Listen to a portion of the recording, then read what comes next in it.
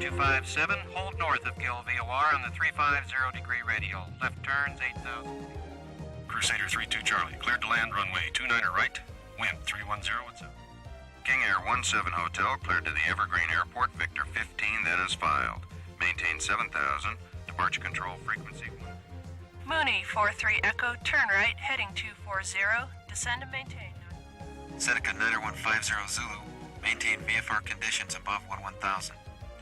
Falcon 29er Echo, cleared to land runway 35 right, wind 340.5, caution wing turbulence. During your private pilot training, your flight instructor gave you the opportunity to control the airplane by instrument reference for brief periods of time.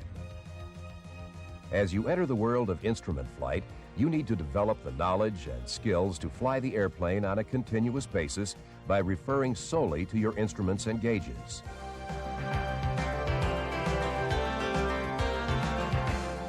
When you enter the IFR environment, it's essential to know how the instruments work and to understand their limitations so you can properly interpret the information they display.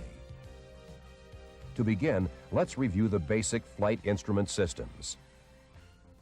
You should remember from your private pilot training that the flight instruments are divided into two systems, gyroscopic or pedostatic.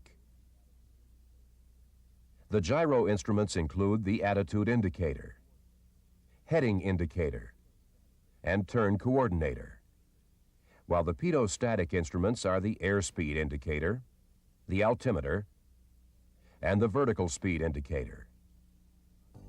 Let's look closely at the gyro instruments.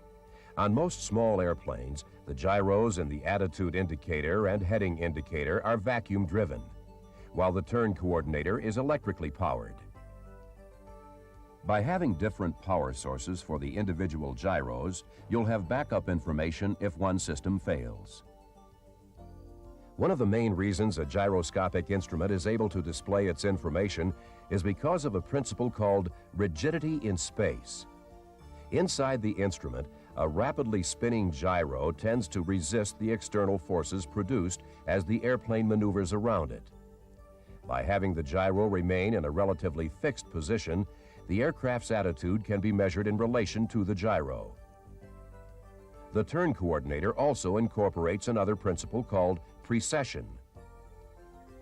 Whenever your airplane's attitude changes, the pressures exerted by the external forces tend to make the gyros change their plane of rotation, or precess. The faster the change, the greater the pressures, and therefore the precession. The turn coordinator measures the precession of its gyro and indicates the rate of turn. However, precession is not always beneficial and can cause errors, which we'll discuss later. During VFR flight, you are able to maintain the aircraft's attitude by comparing references on the airplane to the natural horizon. During instrument flight, you no longer have that luxury. Now you must rely on the flight instruments for pitch and bank information. The one instrument which directly shows both pitch and bank is the attitude indicator. However, because of precession, the attitude indicator could give you erroneous indications. For example, if you accelerate rapidly, the instrument may indicate a slight climb. If your reaction is to lower the nose to return the miniature airplane back to level, your actual pitch attitude will be lower than that shown on the instrument. This will place your airplane in a descent unless you take corrective action. The opposite occurs when you decelerate rapidly. Here, the initial indication is that of a slight descent. Now let's review the heading indicator. The spinning gyro in the heading indicator is aligned with the vertical plane, allowing it to sense any changes in the airplane's vertical axis. The heading indicator is very susceptible to gyroscopic precession. As you maneuver the airplane, the external forces acting on the gyro cause the heading to drift very slowly. In this case, it is drifted 5 degrees. For this reason, you need to periodically realign it with the magnetic compass. Because the operation of the attitude and heading indicators relies on vacuum pressure, be sure to include the vacuum indications in your scan. The third gyroscopic instrument is the electrically powered turn coordinator.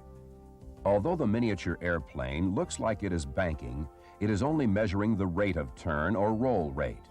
It does not show angle of bank or pitch information. One of the most important uses of the turn coordinator is that it enables you to establish and maintain a standard rate turn, which is the rate you should use for most instrument maneuvers. With the wings of the miniature airplane aligned with the reference mark, you'll turn at a rate of 3 degrees per second. The second part of the turn coordinator is the inclinometer. Just as in VFR flight, the ball helps you maintain coordinated flight. Now let's re-examine the pitot-static instruments and look at their importance during your transition to the IFR environment. The basis for the functioning of the pitot-static instruments is differential air pressure. While the air pressure surrounding the airplane is vented to all three through a static port, only the airspeed indicator receives ram air pressure. This instrument measures the difference between the ram air and static air pressure and displays the result as an indicated airspeed. Knowing your relationship to terrain and obstructions would be virtually impossible at various times during your instrument flight without the information provided by the altimeter.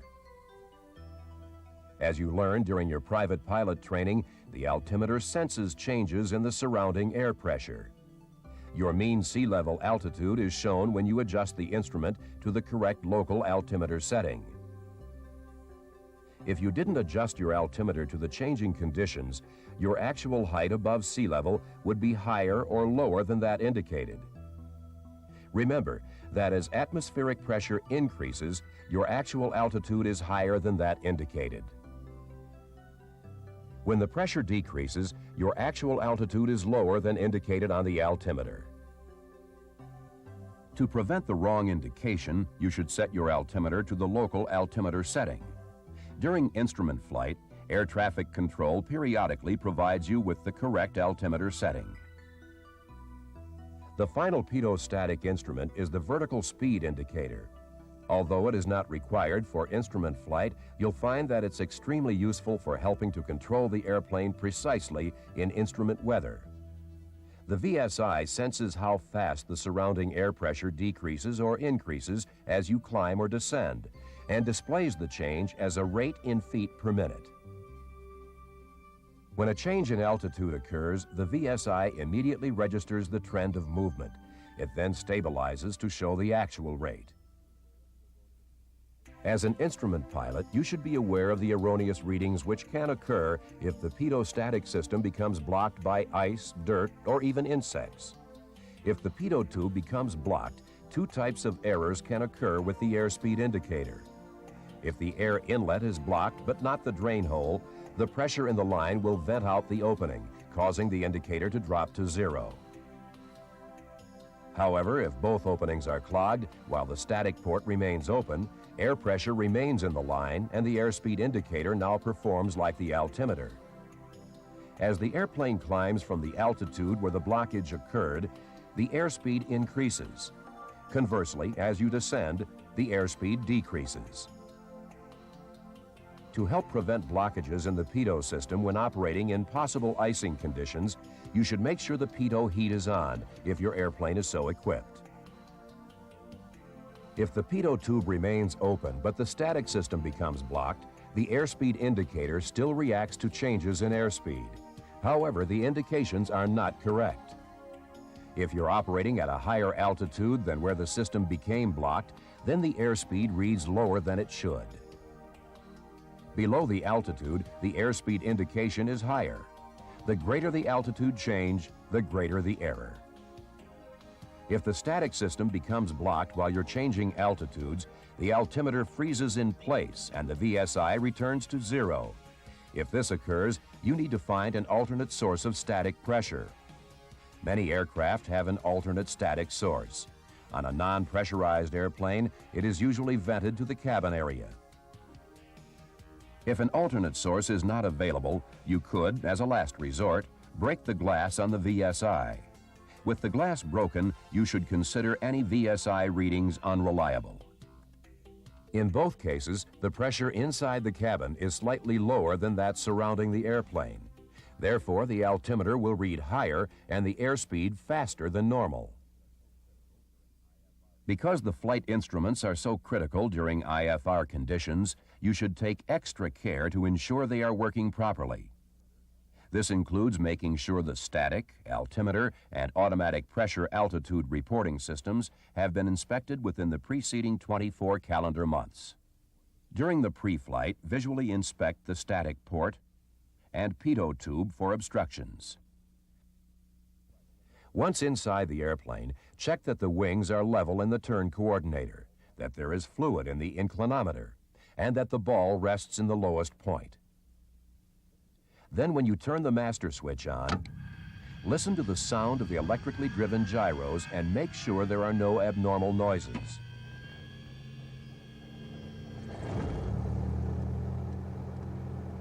Once the instruments stabilize, continue your inspection by verifying proper alignment of the attitude indicator and turn coordinator. Check that the VSI is indicating 0. If it doesn't, simply apply the error to your in-flight indications. Set the altimeter to the current reported setting and make sure it reads within 75 feet of the airport elevation. Then verify that the airspeed indicator is reading 0. As you begin to taxi, check the heading indicator to verify directional changes during the turn. The turn coordinator should also indicate a turn in the same direction, with the ball shifted away from the turn. Prior to takeoff, make sure you've aligned the heading indicator with the magnetic compass. Then, as you're accelerating for takeoff, quickly glance at the instruments to verify that the gyros are not drifting and that the airspeed indicator is increasing at an appropriate rate.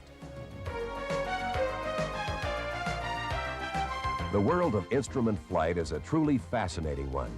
As you gain experience in flying by instruments and become accustomed to the information portrayed on the panel, you'll open up new horizons for your flight.